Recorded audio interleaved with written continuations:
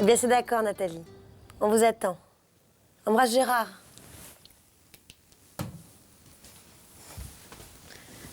C'est sympa que Gérard et Nathalie viennent. Il reste combien de temps? 3 jours. Ils avaient prévu de rester une semaine, mais Gérard a beaucoup de travail en ce moment. Ah, cette fois, ils sont vraiment décidés à acheter une maison. Ils veulent en visiter plusieurs pendant ces 3 jours. On va regarder les petites annonces, ça leur fera gagner du temps. Tu sais ce qu'ils cherchent? Oui, ils veulent une maison avec un jardin. Tu te souviens, ils nous avaient déjà parlé d'en acheter une la première fois qu'on est venu dans la région ensemble. Il y a longtemps. On leur avait trouvé une belle maison, mais ça n'avait rien donné. Il faut dire qu'elle était chère. J'avais pas beaucoup d'argent à l'époque. Eh oui, plus on vieillit, moins on a de problèmes d'argent. Si seulement ça pouvait être vrai. Ah, je leur ai dit qu'on passerait la journée de lundi avec eux, puisque c'est notre jour de fermeture. On n'avait pas dit qu'on irait au bord de la mer? Si, on pourra y aller une autre fois.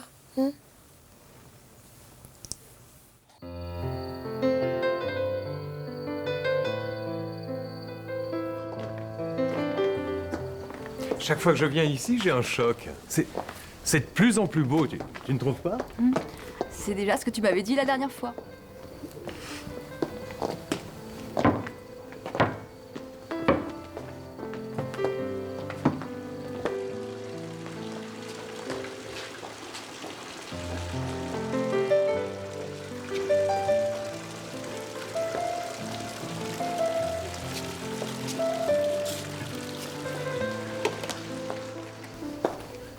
Si on avait assez d'argent, c'est ici que j'aimerais acheter une maison.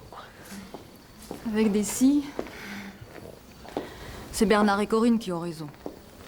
Ils n'ont pas à regretter d'être venus s'installer dans la région. Bien au contraire.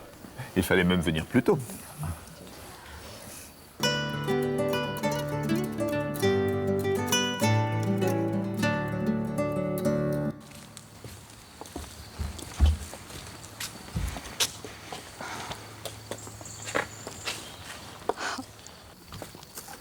J'adore cette maison. Et ce jardin. Dès que je l'ai vu, j'ai eu le coup de foudre. Moi, j'aimerais autant une maison sans jardin. Mais avec Nathalie, Ah oui, moi sans jardin, je serais malheureuse. Surtout dans le midi.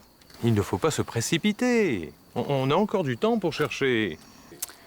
Quand on aime quelque chose, il ne faut pas hésiter.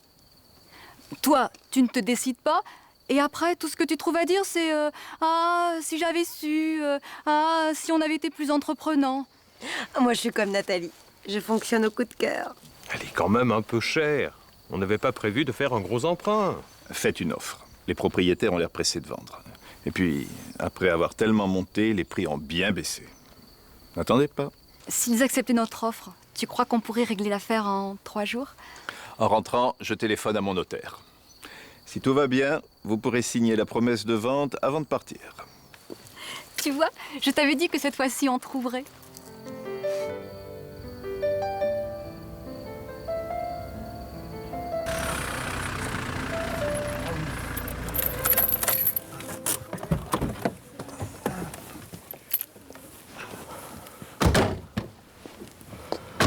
Tiens, tout allumé. Pourtant, Laura m'avait dit qu'elle allait chez des copains. Ils ont dû trouver que c'était plus sympa chez nous.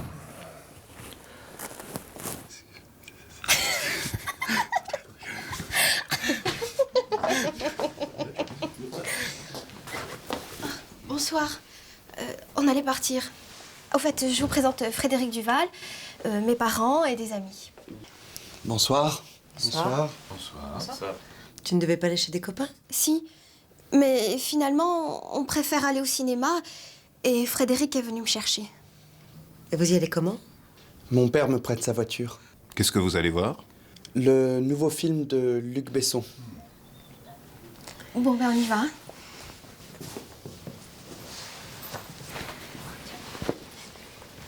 Ah, je voulais vous dire, cet après-midi, la boulangère m'a demandé si c'était vrai qu'on repartait à Paris.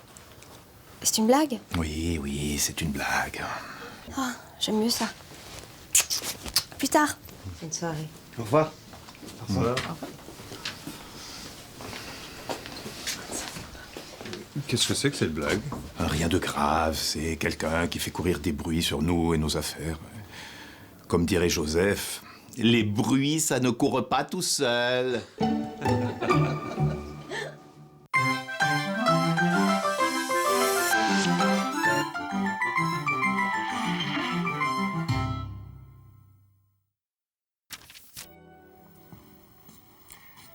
Bonjour. Aujourd'hui, nous allons parler du plus que parfait. Le plus que parfait exprime un fait passé antérieur à un autre fait passé. Premièrement, on utilise le plus que parfait lorsqu'il y a deux faits passés et que l'on veut montrer que l'un des deux faits s'est passé avant l'autre. On leur avait trouvé une belle maison.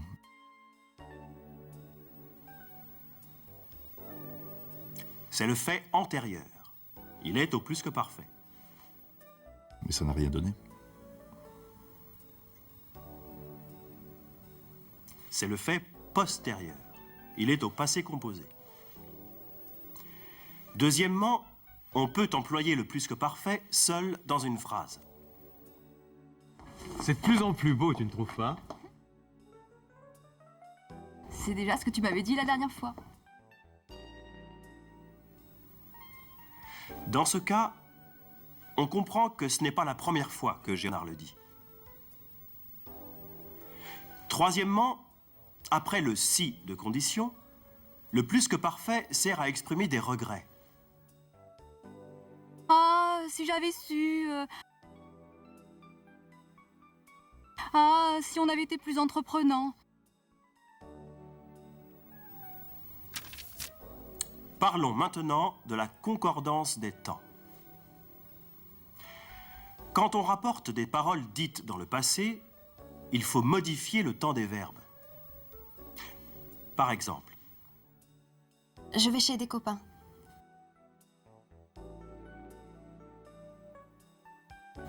Laura a dit qu'elle allait chez des copains.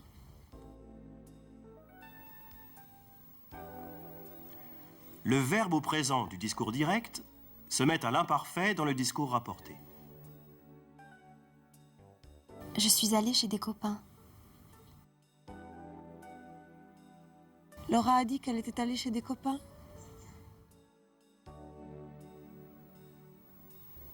Le verbe au passé composé du discours direct se met au plus que parfait dans le discours rapporté.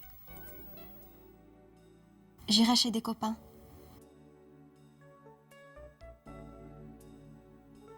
Laura a dit qu'elle irait chez des copains. Le verbe au futur dans le discours direct se met au conditionnel dans le discours rapporté.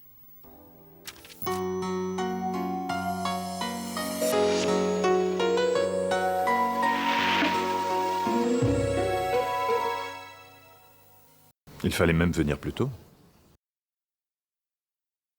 Si on avait su, on serait venu plus tôt. Si c'était à refaire, on serait là depuis longtemps. Quel dommage qu'on ne soit pas venu plus tôt.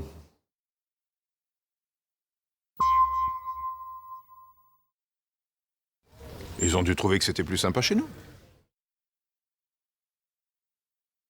Ils ont dû préférer venir chez nous. Ils ont probablement pensé qu'il valait mieux être chez nous. Ils ont sûrement pensé qu'on était mieux chez nous.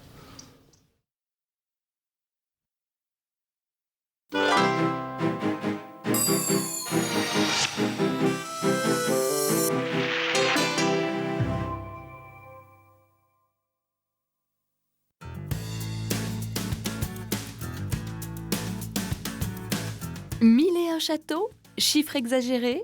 Sans doute. Et pourtant, quand on parcourt les rives de la Dordogne, on est surpris de voir ces donjons, ces tours de guet, ces châteaux Renaissance ou ces forteresses moyenâgeuses qui ne sont parfois distants que de quelques centaines de mètres.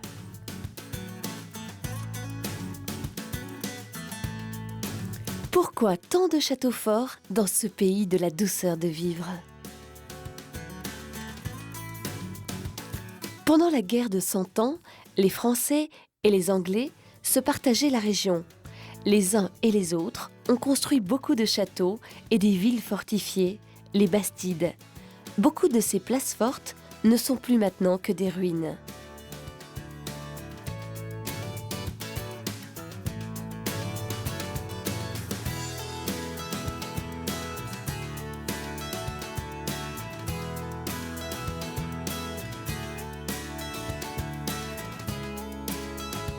Les Bastides étaient aussi ouvertes au commerce, comme en témoignent les célèbres arcades de Montpazier.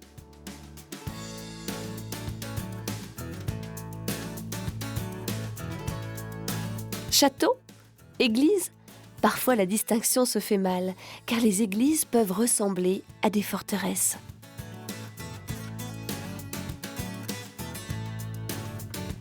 En ces temps lointains et troublés par les guerres, les paysans pouvaient se réfugier dans ces maisons de Dieu.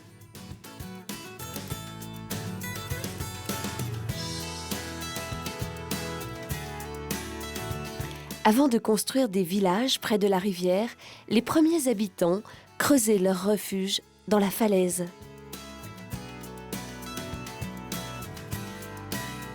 La richesse du patrimoine périgourdin existe aussi sous terre. Il y a 17 000 ans, les habitants décoraient les parois des grottes de Lascaux.